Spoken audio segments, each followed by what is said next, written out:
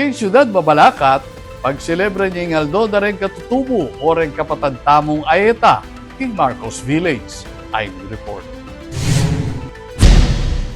Sentro ing makuleng kultura dareng katutubong aita, king pamagmasusi king Indigenous Peoples Month king siyudad na ning Mabalakat, inyang Martes, October 14, 2025. Inga manuang aktibidad, pwede muna ning city government, king pamuntok ng Mayor Jel Aquino.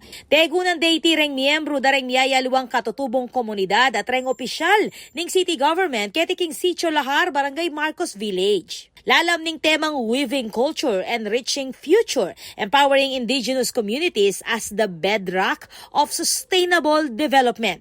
Kapag nasaning selebrasyon na kilalanan, ing maulagang kontribusyon na rin katutubo, king komunidad at pamanyese king kalikasan. Bida king programa ring makuleng tradisyonal at terak, sining at ritual, apapakit king mabanding kultura dareng aita at aliwapang katutubo king siyudad. Ako po, Patricia Mamangon para King News Force Pampanga. Balitang totoo, King Balen, susuyo.